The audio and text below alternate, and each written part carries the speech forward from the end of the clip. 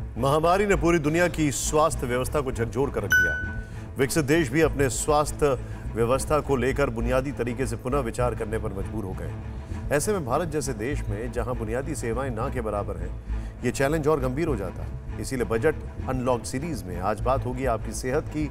Health sector में क्या कुछ बदलाव होने वाला है, दूर दराज इलाकों में प्राइमरी हेल्थ कैसे सुधरेगी, इन सब पहलुओं को डिकोड कर रहे हैं राज्यसभा सांसद अश्विनी वैष्णव। शुरू करते हैं आज का विश्लेषण।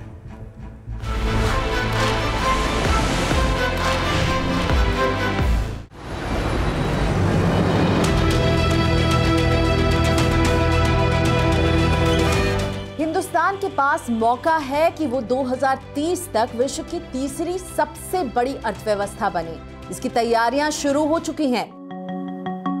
अर्थव्यवस्था बढ़ती है तो गरीबी कम होती है, लेकिन भारत का एक कड़वा सच ये भी है कि हेल्थ केयर की बुनियाद मजबूत नहीं होने से गरीबी बढ़ रही है।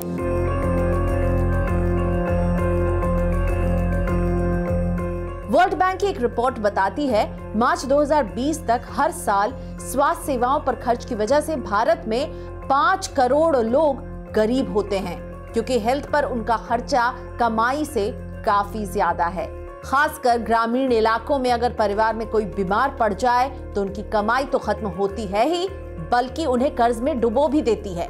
Ashwini ji, primary health care को कैसे दुरुस्त किया जाए, हेल्थ पर खर्चा कैसे कम किया जा सकता है, इस पर सरकार का क्या फोकस है? State of the art tertiary medical care, best of the best. AIIMS अपने शानदार हैं, अच्छे से अच्छे लीलावती हॉस्पिटल, इस तरह के बहुत सारे बेस्ट हैं।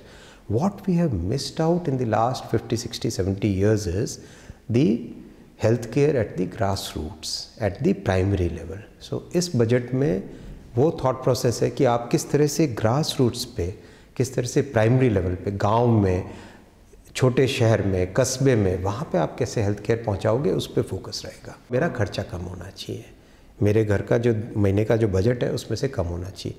That one of the biggest components is health care. तो हेल्थ केयर पे जो गवर्नमेंट का इन्वेस्टमेंट जा रहा है, उसके कारण आम आदमी का खर्चा कम होगा। भारत कुल जीडीपी का 1.4% स्वास्थ्य पर खर्च करता है। हालांकि 2025 तक इसे बढ़ाकर 2.5% करने का लक्ष्य है, लेकिन ये भी दूसरे देशों की तुलना में काफी कम है। अमेरिका अपनी जीडीपी का 18% पब्लिक की सेहत पर खर्च करता है।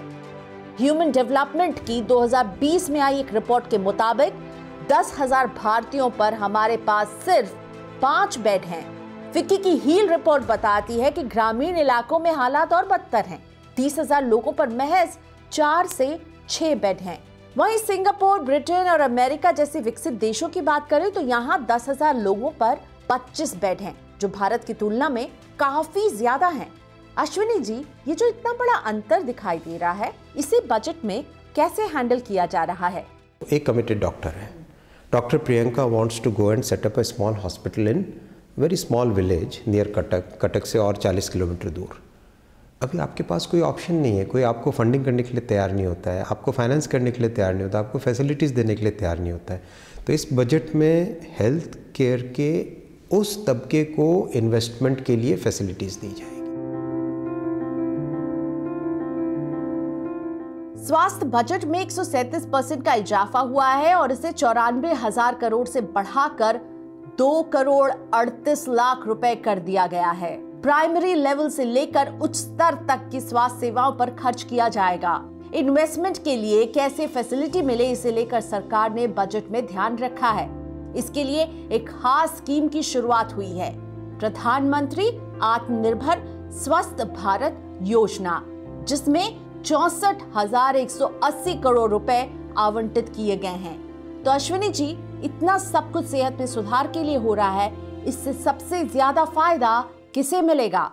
फिर वही देखिए, ये तबका देखिए जो सबसे नीचे वाला तबका है। उस तबके में, मैं छोटे से गांव से आता हूँ, मैंने अपनी मदर को देखा किस तरह से लकड़ी का चूल्हा होता है। It's very difficult, it's really difficult. किस तरह से धुआं आता है, आपकी आंखों के अंदर फंस जाता है। तो प्राइम मिनिस्टर मोदी जी ने जो अपनी सोच को इतना फोकस करके रखा हुआ है, समाज के लोएस्ट बॉटम लेयर को किस तरह से बेस्ट टू बेस्ट फैसिलिटीज़ देनी है। कस्बों में हेल्थ इंफ्रास्ट्रक्चर सुधारने पर तो काम हो ही रहा है, लेकिन ऐसा नहीं है कि शहर पीछे छूट गए हैं। शहरी इलाकों की आबोहवा सुधारने के लिए भी सरकार की बड़ी प्लानिंग है। प्रदूषण को कम करना भी बड़ा चैलेंज है। स्वच्छ हवा के लिए सरकार ने बजट में 2000 करोड़ रुपए खर्च करने का प्लान तैयार किया है।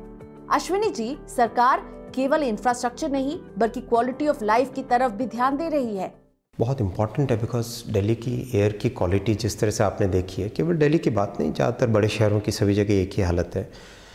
एक सस्टेन्ड मूवमेंट हो रहा है टुवर्ड्स हैविंग क्लीनर मोबिलिटी।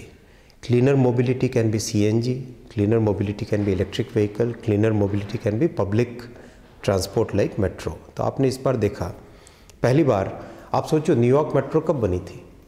110 साल पहले, 100 साल पहले न्यूयॉर्क मेट्रो बना था। टोक्यो का मेट्रो का नेटवर्क आप देखिए, टोक्यो का मेट्रो का नेटवर्क ऐसा है कि आप 500 मीटर्स में you can find a station anywhere in the city. आप सुबह 9 बजे पीक आवर में जाइए, कहीं आपको भीड़ नहीं दिखेगी। CEOs of topmost companies also travel by that same metro.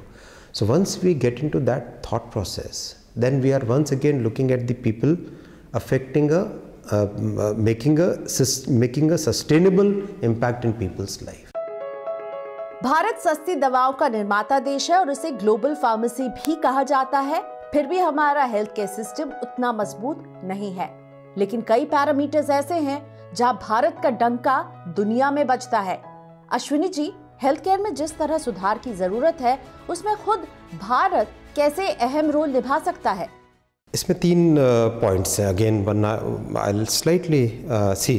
एक तो है इंडिया की जो साइंस एंड टेक्नोलॉजी की और फार्मास्यूटिकल्स के मैन्युफैक्चरिंग की और वैक्सीन के मैन्युफैक्चरिंग की capability, that has been absolutely A++। आज सोचो जब कोरोना वाली सिचुएशन आई, दुनिया भर में लॉकडाउन था, हमारा देश है हिंदुस्तान जिसने कि 150 कंट्रीज़ को मेडिसिन भेजी। हम रुक भी तो सकते थे, हम ये भी सोच सकते थे कि नहीं भेजेंगे, हम मेडिसिन अपने पास ही रखेंगे। हमारी ज़रूरतों को पूरा करके हमने मेडिसिन भेजी।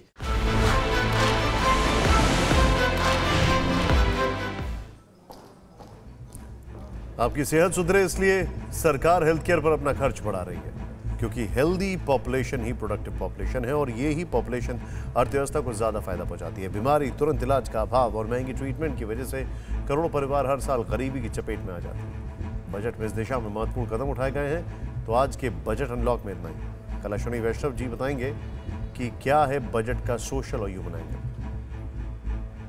फिक्र आपकी, सोमवार से शुक्रवार रात 9 बजे सिर्फ TV9 भारतवर्ष पर।